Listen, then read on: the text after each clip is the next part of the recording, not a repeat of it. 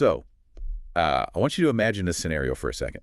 Imagine it's a Monday morning. You're sleeping in, you're in your underwear, just, completely dead to the world, safe in your own bed. The week hasn't even started yet. Right, the ultimate safe space. Exactly. But suddenly you wake up, and you don't wake up to your alarm clock. You wake up because you hear voices. You open your eyes, and standing literally right there in your bedroom, looking down at you, is your landlord. Oh, wow. Yeah. And right next to them, some random utility worker holding a clipboard. I mean, that is just the ultimate nightmare scenario for anyone who rents, right? That visceral shock of realizing your private sanctuary, the one place you're supposed to have absolute control over, has just been breached. And while you're at your most vulnerable. It's incredibly jarring. And the thing is, it's exactly what happened to the person whose documents we are exploring today. So welcome to the deep dive. Yeah. We've got an amazing stack of sources to go through today. Yeah, and these aren't just normal legal documents, are they? No, not at all. What we're looking at is a highly detailed, just utterly fascinating collection of transcripts. We're looking at the raw, completely unfiltered logs of a user's consultations with various AI models. We're talking ChatGPT, Claude, Gemini, Mistral, and Grok. Which is such a unique window into a legal crisis. You're not reading some sanitized, formal legal brief. You're literally reading a person pouring their life, their anxiety, into a chat box trying to synthesize a way out. Exactly. Because this user, who is a tenant living in Germany, is navigating what I can only describe as a labyrinthine, escalating legal battle with their landlady. And on top of this massive privacy violation, they're simultaneously dealing with the state welfare system. Right, the German Job Center and the Bürgergeld system, which is their unemployment and welfare benefit system. Yeah, and if that wasn't enough pressure, the source documents reveal the tenant is also battling severe, documented mental health struggles. I mean, we're talking struggles that eventually involve psychiatric hospitalizations. It's really a perfect storm of vulnerability. It really is. We're watching someone in an incredibly precarious position try to figure out how to fight back using artificial intelligence as their legal counsel. And our mission today is to unpack this entire multi-layered dispute, because this isn't just a story about a bad landlord. It is an absolute masterclass in understanding how tenancy law, psychological trauma claims, and welfare bureaucracy all intersect. And perhaps most importantly, it shows you how to strategically negotiate when the stakes are personal and you're playing with an unbelievably weak hand. Okay, let's unpack this, because we are going to see how precise legal language can completely flip the power dynamics in a seemingly hopeless situation. So let's start by looking at the anatomy of this unauthorized entry, this absolute breach of sanctuary. Yeah, we need to start with the May 2023 incident, because that's the catalyst for literally everything that follows in the AI prompt logs. Right. Let's lay out the timeline based on the sources, Yeah. because the sequence of events is just crucial here. It starts on a Thursday, May 4th, 2023. At exactly 7:58 in the morning, the landlady sends an email. Okay, an early morning email. Yeah. She says, hello, Mr. Saar. The electricity reader from the power company wants to read your meter on Friday. So the very next day at 11 a.m., is that okay? Are you there? And then she adds this critical second sentence. She says, if not, if I have a suitable key for your apartment, I can do this with the power company representative. Please reply. Which, just right off the bat, notice the incredibly tight turnaround there. She's sending an email at 8 a.m. on a Thursday for an 11 a.m. appointment on Friday. That is barely 24 hours of notice for a completely non-emergency visit. Yeah, exactly. Yeah. Now, the tenant doesn't actually reply to this morning email, but the tenant is self-employed and works from home. The landlady knows this, and it's documented in the background context provided to the AIs. So on Friday, May 5th, the tenant is just home working. As normal. Right. The landlady and the utility worker show up at 11 a.m. The tenant opens the door, lets them in, they read the meter, and they leave. Everything is fine. That really should be the end of the entire saga. But it's not. The landlady creates a massive problem for herself just a few hours later. Yeah, she does. Later, that exact same Friday, at 17:22, so 5:22 p.m., essentially the close of business for the week, she sends another email. She says, hello, Mr. Saar. On Monday, around 11 a.m., we have to go into your apartment again to read the water meter. Are you there? I ask for a reply. And this is where the critical breakdown happens. This is exactly where the AI models in our sources immediately begin flagging major legal violations. Because the tenant misses this Friday evening email. Maybe they don't check their inbox over the weekend, which is totally normal. They don't reply. So Monday morning rolls around, the tenant is still in bed, sleeping in. The underwear scenario we talked about. Exactly. And suddenly, the landlady and that same utility worker from Friday are standing in the bedroom. They used what the landlady explicitly calls an emergency key to just let themselves in. The tenant is completely blindsided, wakes up and, demands to know what is going on. And what's her excuse? Her excuse. She just casually says, we just forgot to do the water meter on Friday. I mean, it is a stunning display of entitlement. And from a legal perspective, based on the comprehensive AI analysis across all the models in our stack, it is completely indefensible. Okay, so walk us through the legal reality here. Because I can imagine a listener thinking, well, she owns the building, she sent an email on Friday giving notice for Monday. Even if the tenant didn't read it, she technically gave notice. Doesn't ownership give her some inherent right of access? That is such a pervasive misconception, but under German law, it is absolutely false. Ownership does not equal access once a lease is signed. The fundamental text that every single AI model points to here is Article 13 of the German Basic Law, the Grundgesetz. Article 13 explicitly states that the home is inviolable. Wait, so that's constitutional law. That's not just like a clause in a rental contract. Exactly. It's a constitutionally protected right to privacy and sanctuary. The framers of the German Constitution took the concept of the private home incredibly seriously. State actors need a warrant to enter, and private actors like landlords absolutely cannot enter without explicit prior consent or a court order. Let me stop you there, because the listener's probably wondering about the contract itself. Like, how does the rental agreement interact with that constitutional right? Right, so on the contract side, the sources pull up Section 535 of the German Civil Code, the BGB. This section mandates that the landlord must grant the tenant the contractual use of the rented property. And the essence of that contractual use is the right to keep people out, including the person who literally holds the deed. So a landlord can't just pop in? No, a landlord does not have a general overriding right to just drop in, inspect the property, or facilitate meter readings whenever they feel like it, regardless of whether they own the bricks and mortar. But let's look at the specific mechanism she used to get inside. Because she explicitly states she used an emergency key, a Notfallschlüssel. The tenant clearly knew she had this key, or else it wouldn't be designated as such. Doesn't the fact that they mutually agreed she could hold an emergency key give her some legal leeway to use it? That's a fantastic question, and it's where the AI models really earn their keep by breaking down the strict legal definition of an emergency in German tenancy law. And Notfallschlüssel is exclusively for averting immediate severe danger to the property or the people inside it. Okay, so define immediate severe danger. What qualifies as extreme duress? We are talking about a burst water pipe where hundreds of gallons of water are actively flooding the building and destroying the structural integrity. Or fire breaking out while the tenant is away, or neighbors reporting the overwhelming smell of gas. Immediate, catastrophic threats. And a forgotten water meter reading on a Monday morning. Is never, under any circumstances, an emergency. It's a routine, predictable administrative task. The AI models, ChatGPT, Gemini, Claude, they all universally agree on this point. Using an emergency key for a meter reading is a severe breach of contract and a blatant violation of trust. Let me play devil's advocate for the landlady for a second.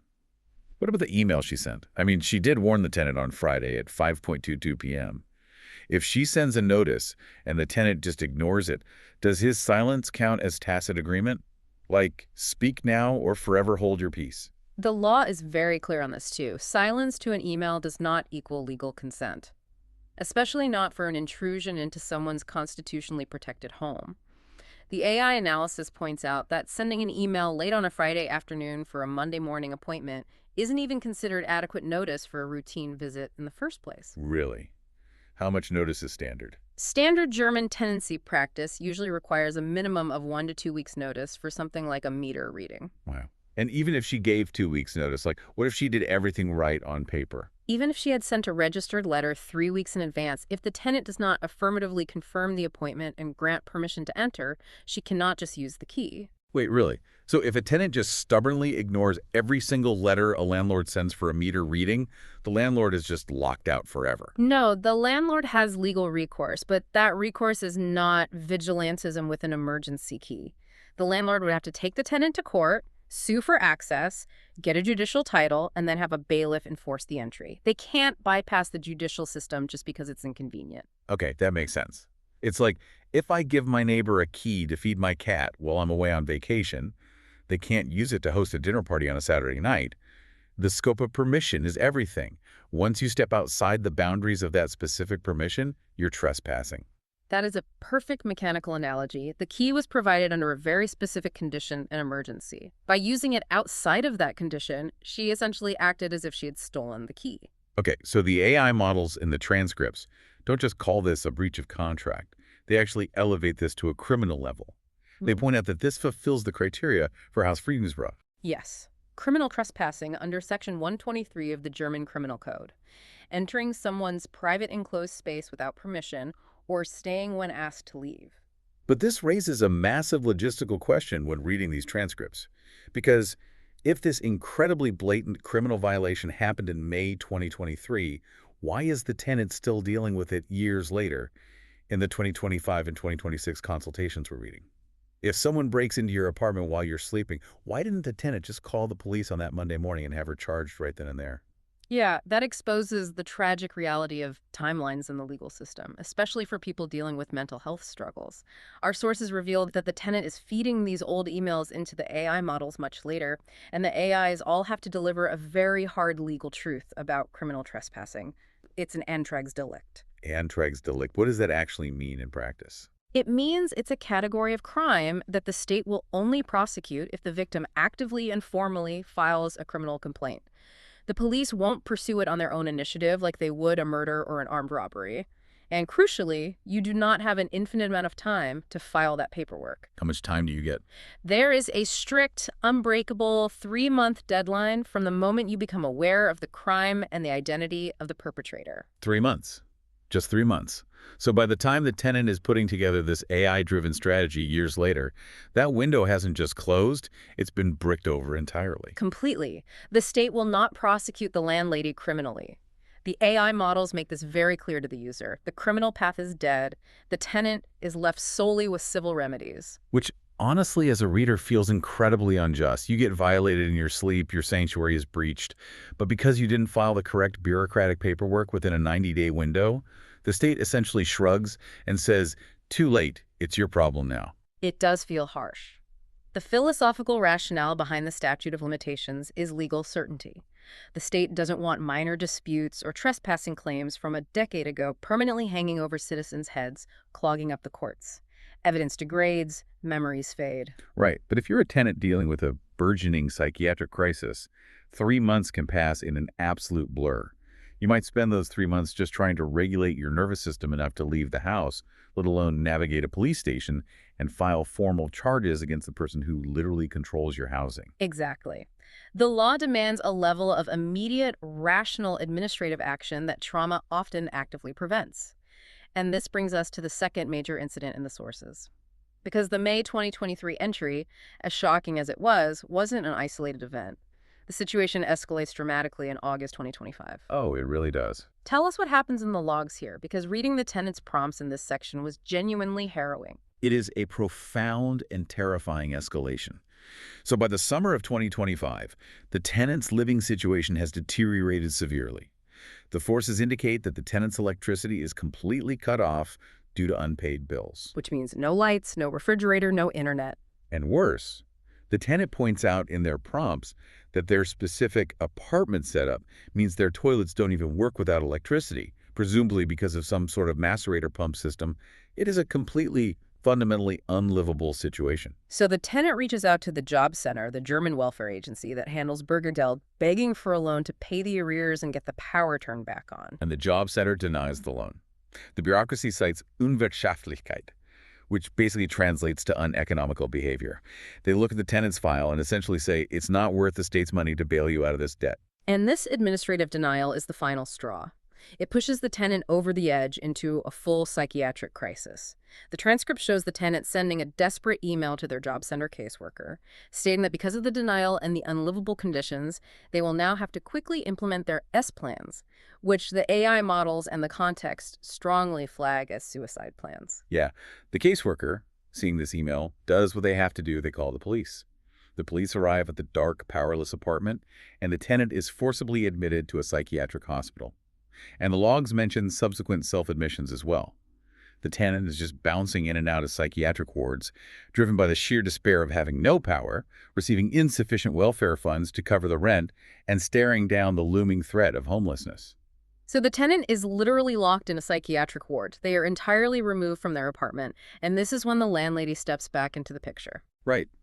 While the tenant is hospitalized, the landlady makes what looks, on the surface, like a benevolent offer. She contacts the tenant and offers to put the electricity meter in her own name temporarily, just to get the power turned back on so the apartment is somewhat livable when the tenant eventually gets discharged. That sounds nice of her. It does.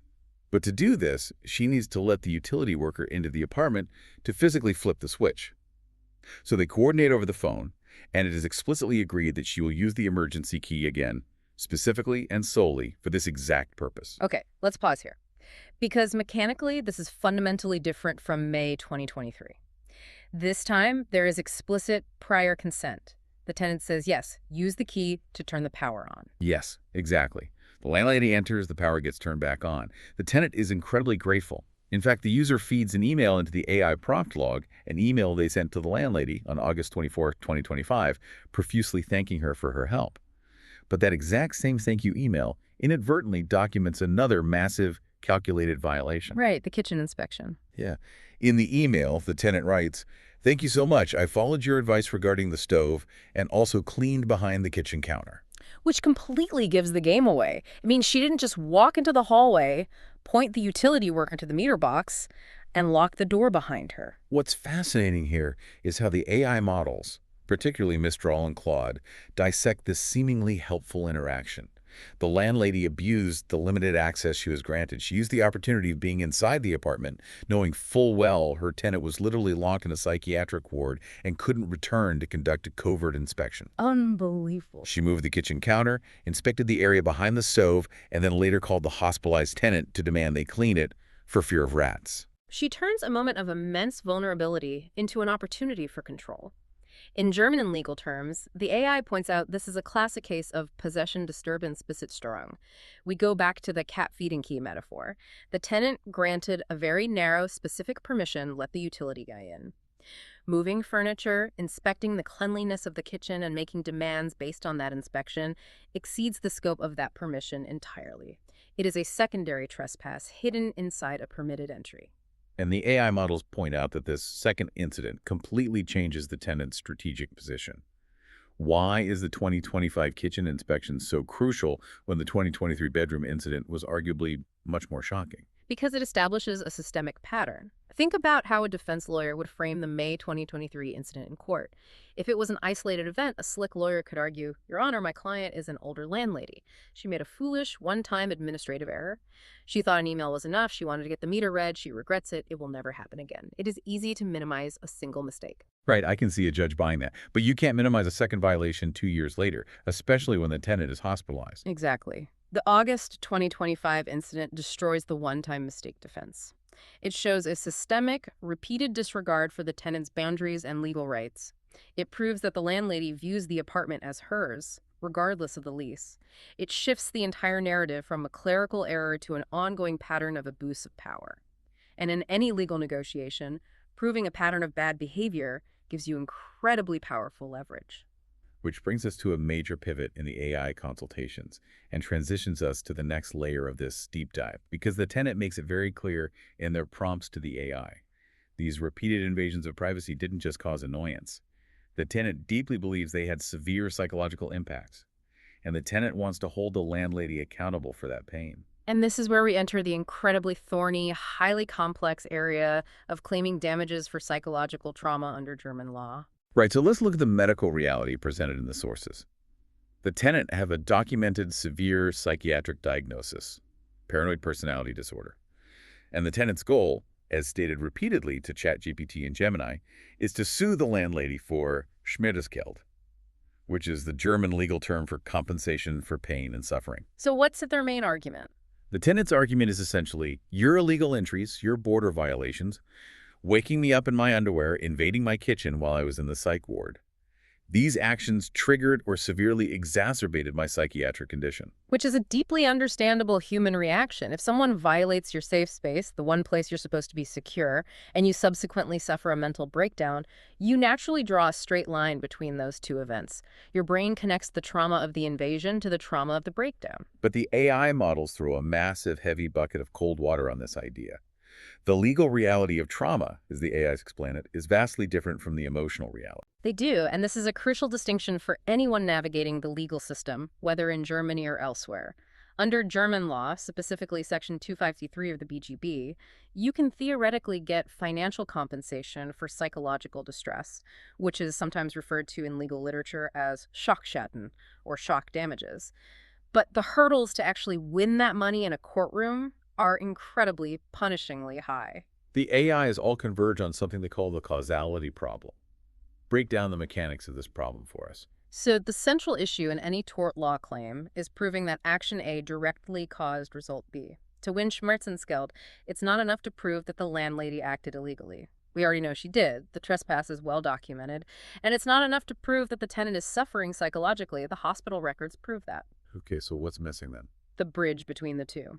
You have to prove to a judge's absolute unwavering satisfaction that the illegal act directly and substantially caused or worsened the specific psychological suffering. And when you're dealing with a diagnosis like paranoid personality disorder, that bridge is almost impossible to build. Precisely. As the AI Gemini points out in its analysis, a personality disorder is, by medical definition, a deeply rooted, long-standing psychiatric condition. It's structural. It usually develops over many years, often starting in childhood or early adolescence. A court is simply not going to believe that waking up to your landlord in your bedroom one time in 2023 caused a personality disorder. So the tenant realizes this in the prompts, and they try to pivot. They ask the AI, okay, maybe she didn't cause the disorder from scratch, but her actions made it massively worse. Her invasions triggered a severe acute crisis. Yes, the argument of exacerbation. But even then, the burden of proof remains entirely on the tenant. And this is where the mechanics of the court system grind plaintiffs down. You can't just bring in your regular therapist to testify, or have them write a sympathetic note saying, "My client was very upset by the landlord's actions." Well, why not? They are medical professionals. Yeah, because a treating therapist is inherently biased toward their patient's narrative. The court requires a forensic psychiatric expert opinion. These are highly specialized, court-appointed doctors whose entire job is to write complex, objective reports analyzing your entire medical history, your childhood, your past traumas, to mathematically determine what percentage of your current crisis is due to the landlord and what percentage is due to your pre-existing biology or other life stressors. And I assume these forensic experts do not work for free. Who pays for that report? Initially, usually the person bringing the lawsuit, the plaintiff, it requires a massive advance payment to the court. And here is the terrifying financial risk if the expert concludes that the landlord's actions only played a minor role, or if you lose the case entirely, you do not get that money back. You are stuck with the bill for the expert, the bill for your own lawyer, the bill for the landlady's lawyer, and all the court fees. It is a financial suicide mission for someone already living on state welfare. Wow. Let me ask you this, because this is where it gets really interesting to me. Let's say the tenant somehow manages to prove causality. They get the expert, they win the argument. How does a court even measure the financial value of peace of mind? If you break your arm in a car accident, they can calculate the medical bills and the lost wages. But you didn't break an arm here, you broke a boundary. How do you put a price tag on a violated boundary in Germany? So reality is, German courts are notoriously conservative. Some would argue aggressively stingy when it comes to Schmerzensgeld, especially compared to the multi-million-dollar punitive payouts you sometimes see in the U.S. legal system. German law does not do punitive damages. It only compensates for actual quantifiable harm. So what are we talking about here? What's the AI's estimate? For a standalone case of trespassing without any physical violence, without property destruction, and without catastrophic, medically proven, life-altering psychological damage directly tied only to the trespass, the AIs estimate a court might award a few €100. Maybe, on a very good day with a very sympathetic judge, €1,000. Wait, let me get this straight. You get violated in your own bed. It contributes to a downward spiral that ends in a psychiatric hold. You risked thousands of euros in forensic expert fees, and the court might hand you a check for $500. If you can even prove the causality. And if you fail, you owe thousands.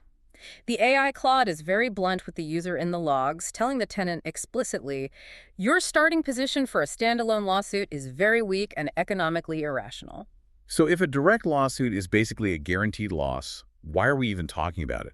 Why do the AI models and the tenant spend dozens of prompts analyzing the mechanics of Schmerzensgeld? Because of the massive strategic difference between fighting a lawsuit in a courtroom and using the threat of a lawsuit at a negotiation table. What's fascinating here is that while a standalone lawsuit for trauma is highly risky for the tenant, it is also highly unappealing for the landlady. Ah, I see. It's the sword of Damocles. Precisely. Think about it from the landlady's perspective. She doesn't want to go to court either. She doesn't want public records detailing how she creeps into her tenants' apartments while they sleep or are locked in a psych ward. She doesn't want to hire her own expensive lawyer to fight a messy, protracted, highly emotional battle involving psychiatric evaluations and constitutional rights violations. The risk of the lawsuit, the sheer hassle and exposure of it, is what gives the tenant leverage to force an out-of-court settlement. Okay, so the AI helps the tenant pivot. They move from trying to win a Pyrrhic victory in court to trying to win at the negotiation table. The goal is an out-of-court settlement where the landlady pays up to make the threat go away. But if the tenant wants to actually keep that money, there's an incredibly complicated structural hurdle standing in their way. The third player in this drama, the invisible hand in the room. Yes, the state. Because as we established earlier, the tenant relies on state welfare. They receive Bürgergeld, and they rely on the job center to pay their rent, what the bureaucracy calls KDU, or costs of accommodation. And this introduces a level of complexity that is just mind-boggling. This is where the deep dive into German social law becomes absolutely critical, because negotiating a financial settlement when you are on welfare is fundamentally mechanically different from negotiating when you are financially independent. The rules of gravity change entirely. So the tenant outlines a master plan to the AI. The tenant wants to force the landlady to formally confess to the illegal entries in writing as part of the settlement. Why? Why is a piece of paper with a confession so vital when they already have the emails proving it? It goes back to managing the job center bureaucracy. The tenant needs the job center to continue covering the full costs of accommodation. But remember earlier, the job center denied a loan, citing uneconomical behavior. There's a clear, dangerous tension there. The job center might look at this chaotic tenancy, unpaid bills, eviction threats, psychiatric holds, and decide the tenant is the problem. Right. They might cut funding because they view the tenant as an unstable liability. Exactly. So the tenant wants this written, formal confession from the landlady to prove to the job center, look at this document. This living situation is untenable because my landlord is breaking the law. She is entering my home illegally. This conflict, this chaos, it is demonstrably not my fault. You need to support me fully because I am the victim of a rogue landlord. It's about establishing an impenetrable narrative of blamelessness for the algorithmic bureaucracy of the state. Yes.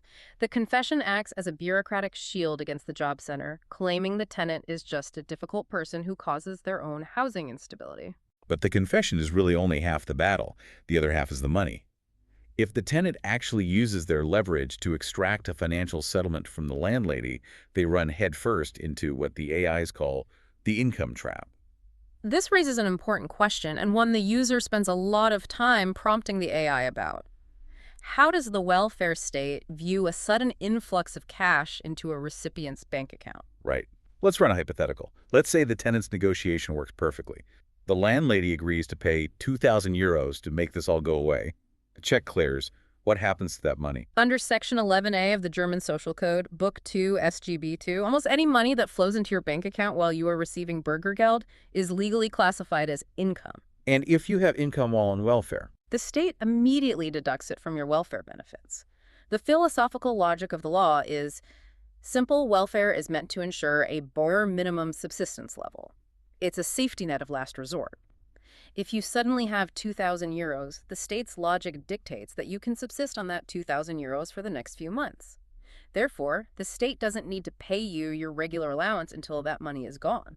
So let's say the settlement contract is poorly drafted. It says, the landlord pays the tenant 2,000 euros as a general refund for the trouble, or as a retroactive rent reduction because of the mold. If the job center sees that contract, they label the 2,000 euros as income, and they reduce the tenant's monthly welfare checks by exactly 2,000 euros spread over the next few months.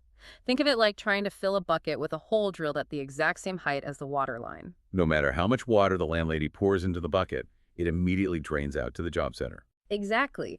The water level for the tenant never actually rises. The tenant goes through all this stress, uses all their leverage, successfully negotiates a payout, and at the end of the day, their net financial gain is exactly zero. The money just passes through their hands and goes straight to reimbursing the state. Let me push back on this from a public policy perspective. Yeah. If I'm a taxpayer funding this tenant's burger geld, I might argue that this is perfectly fair. If the state is paying for their food and rent, and they suddenly come into a windfall of cash, shouldn't that money offset the taxpayer burden first? Why should they get to double dip? That is exactly the argument the state makes, and it holds true for almost all forms of income lottery winnings, inheritances, a side job. The state should be reimbursed first, but the law recognizes that not all money is created equal. There's a specific vital exception to Section 11A SGB2, and it relies entirely on how the money is legally defined. And how do you define it to beat the trap? How does the tenant get compensated without the job center confiscating it? The solution lies in the legal concept of Schmerzensgeld compensation for pain and suffering. Because Schmerzensgeld isn't considered income in the sense of earning a living or getting a refund on rent. Correct. The law recognizes that Schmerzensgeld serves a fundamentally different purpose. It's not meant to pay your grocery bill or cover your rent. It is meant to compensate you for a personal injury, a trauma, or a violation of your fundamental constitutional rights. It's supposed to provide personal satisfaction and allow you to afford amenities to ease your specific suffering. Therefore, it's legally protected, it is ring-fenced, the job center is not allowed to touch it or deduct it from your benefits. So the labeling of the money in the settlement contract is literally everything. Everything. The AI Grok 4.20, which becomes the primary architect of the final strategy, emphasizes this heavily. It tells the tenant that the settlement money must be explicitly, unequivocally labeled as compensation for personal rights violation, or Schmerzensgeld. It must explicitly state that it is not a rent repayment, not a reduction for mold, and not a general settlement of mutual debts. If you get that wording wrong by even one sentence, the state takes the money. It is truly fascinating. The tenant is using AI to draft a document that is essentially a legal weapon designed to fight a two-front war simultaneously. On one front, the document has to aggressively corner the landlady using the threat of exposure. On the other front, the document has to perfectly appease the job center's algorithmic bureaucracy to protect the spoils of the war. It is high-level strategic maneuvering that most junior lawyers would struggle to balance. And this brings us to the actual forging of that weapon, the art of drafting this out-of-court settlement using the AI models. Right. So the tenant knows the overarching strategy. They know they can't easily win a lawsuit, but the threat is real leverage. They know exactly what magic words to use to protect the money from the job center. Now, they need to actually write the demands. And to understand the brilliance of the final draft they produce, we need to look at the broader context of what the AI calls asymmetrical leverage. Asymmetrical leverage is the perfect term for the situation, because if you just look at the raw, surface-level facts of the tenant's life in late 2025, they look incredibly, almost hopelessly weak. They really do. Let's list the tenant's vulnerabilities as presented in the prompts. They are entirely reliant on state welfare. They have suffered severe mental health crises leading to multiple psychiatric holds. They had their electricity cut off for non-payment. And, crucially, they are facing a dormant eviction lawsuit that the landlady filed way back in 2023 that is still hanging over their head. Plus, the sources reveal they've been paying their rent under reservation for 19 months due to unresolved mold and roof damage. Okay, let's explain that, because paying under reservation sounds inherently risky. What does that actually mean mechanically? Paying under reservation is a specific tactic in German tenancy law. It means you pay the full rent amount every month, so you don't fall into arrears and get evicted, but you legally state to the landlord that you believe the rent should be lower due to defects like mold. By stating the reservation, you preserve your right to claim that overpaid money back later. Oh, I see. That makes sense. Yeah, it's much safer than just illegally withholding rent, but over 19 months, it creates a massive, unresolved financial knot. The money is paid, but the legal ownership of that money is disputed. However, the sources show a surprising detail. Despite all this chaos, all the reservations, and the threats of eviction, the tenant's actual indisputable debt to the landlady is only €150 on a €960 monthly rent. So €150 in actual arrears, that is tiny. It's practically nothing in the context of a multi-year dispute, and this is where the asymmetry comes in. The tenant looks weak on paper, poor, hospitalized, facing eviction. but they hold the ultimate trump card: irrefutable, meticulously documented proof emails and an independent utility worker witness of the landlady committing multiple criminal-level entries, including while the tenant was locked in the hospital. The landlady is sitting on a messy eviction suit that is stalled out in the courts, a building with unresolved mold complaints, and a tenant holding radioactive proof of her borderline criminal behavior. She has a lot more to lose than he does. So we get to see the user feed all this raw data into the AI models, asking them to forge it into a settlement proposal. And what's amazing is watching the evolution of these demands across the different models. The early AI drafts, like from Claude and Mistral, are incredibly cautious. They're almost submissive. Claude analyzes the situation, looks at the tenant's poverty and the eviction suit, and tells the user, your starting position is very weak.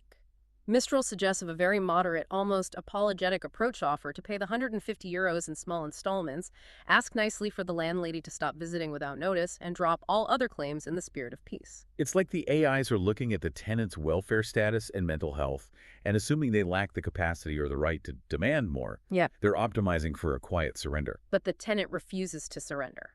The user prompt logs show the tenant actively pushing back against the AIs. The tenant knows the value of the evidence they hold. And as the prompts progress and the user switches to more advanced models, particularly Grok 4.0 Tutor, the strategy sharpens dramatically. The user essentially trains Grok to stop acting like a mediator and start acting like a bulldog. It transforms from a plea for mercy into an extremely sharp, offensive legal weapon. Let's break down the mechanics of this final six-point demand structure that Grok 4.0 Twillier and the user co-create, because it is a thing of structural beauty. Point number one, the confession. The draft demands a written, irrevocable admission from the landlady that she illegally entered the apartment in May 2023 and August 2025. It demands she explicitly admit she used the emergency key without legal justification. And crucially, it demands this confession be formatted as a separate, specific appendix designated exclusively for the job center. It is forcing her to physically write and sign the exact permission slip the tenant needs to secure their welfare funding. It weaponizes her past misdeeds to solve the tenant's future bureaucratic problem. Point number two is where my mind was truly blown, and it addresses the income trap we discussed earlier, the financial pivot. Earlier, we talked about how if the landlady pays the tenant, the job center might snatch the money because of the leaky bucket. So Grok 4.20 flips the script completely. This is perhaps the most elegant, counterintuitive maneuver in the entire transcript. Instead of demanding the landlady pay a settlement to the tenant, the draft proposes that the tenant pays the landlady €3,600. Wait, hold on. The tenant, who is on welfare, pays the landlady. How on earth does that help the tenant? It sounds like they're just giving up. It's all about resolving that 19-month financial knot. Remember the rent paid under reservation. The tenant has been paying the full €960 every month, but reserving the right to ask for a massive chunk of it back because of the mold. The legal reality is those 19 months are a tangled mess of potential lawsuits. The tenant proposes a radical simplification. I will pay you a lump sum of €3,600 to settle everything. Oh, wow. Yeah, all the reserved rent is finalized, the €150 debt is wiped out, and all financial claims from both sides up to June 2026 are considered settled. And because the tenant is paying the landlord, no new money is flowing into the tenant's bank account. There is no influx of cash. Therefore, there is no income for the job center to tax, deduct, or confiscate. Precisely. The tenant uses €3,600 of their own resources. The sources suggest perhaps savings or money borrowed from family to essentially buy a clean slate.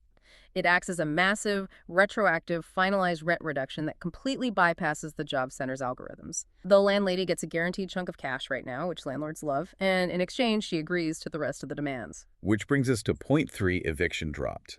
As a condition of accepting that €3,600, the landlady must irrevocably withdraw the dormant eviction lawsuit from 2023 and bear all her own legal costs. Boom. The threat of homelessness is instantly neutralized. Point 4, repairs mandated. The landlady must fix the mold and the roof damage by a strict deadline of December 2026. But a deadline is useless without teeth. So, to ensure she actually does the work, the settlement dictates an automatic, ongoing 15% rent reduction that stays in effect until the work is demonstrably completed. It's a built-in, self-executing enforcement mechanism. The tenant doesn't have to go back to court if she delays. If she doesn't fix it, she automatically loses money every single month. Point 5, future boundaries. The document mandates a strict 72-hour written notice requirement for any future visits. And it is backed by a staggering €2,500 contractual penalty clause, a Vertragstrafe per violation. So if she forgets again Hmm. and uses that emergency key to check the water meter, it costs her €2,500 instantly. Hmm. No courts, no arguing over causality, no forensic psychiatrists. She breaches the door, she pays the fine. It provides absolute mathematically guaranteed security for the tenant's peace of mind. And finally, point 6, the threat maintained. This is the coup de grace of the entire document. The settlement states that it resolves all mutual financial and tenancy claims except one.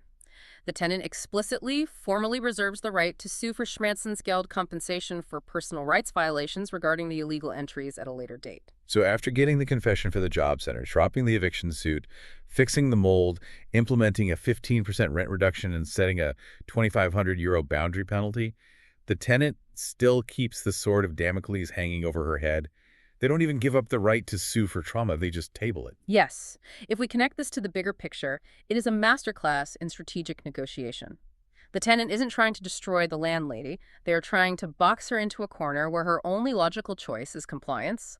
The AI-drafted document uses her fear of public exposure, her desire to avoid a messy psychiatric trial, and the immediate lure of a €3,600 lump sum to secure exactly what the tenant needs to survive: peace, housing stability, a functional apartment, and absolute bureaucratic protection. It's an incredible journey. I mean, think about where we started this deep dive.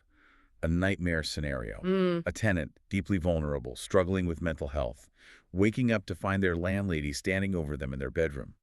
A situation where you feel utterly, completely powerless against the person who owns the roof over your head. And through the careful, methodical application of legal principles and strategic thinking facilitated by AI, we watch that powerless tenant construct an ironclad defense. We watch them navigate the strict constitutional definitions of emergency keys, the incredibly high, expensive hurdles of proving psychiatric causality in court, and the mind-bending, leaky bucket traps of the welfare bureaucracy. And it all came down to precise language. Right. Whether you are defining the exact limits of a Notfallschlüssel or making sure your settlement payout is labeled explicitly as Schmerzensgeld to keep the job center from taking it, the words you use and how you arrange them matter immensely. They really do. And it leaves me with this final thought for you to consider. Think about the last time you negotiated something important. A lease, a raise, a conflict. You're probably focused entirely on what you felt you deserved. What this AI did was focus entirely on structural leverage. We just watched a tenant, in the midst of a severe mental health crisis and poverty, use an LLM to generate a legally robust, psychologically intimidating, and welfare-optimized settlement that completely corners a property owner.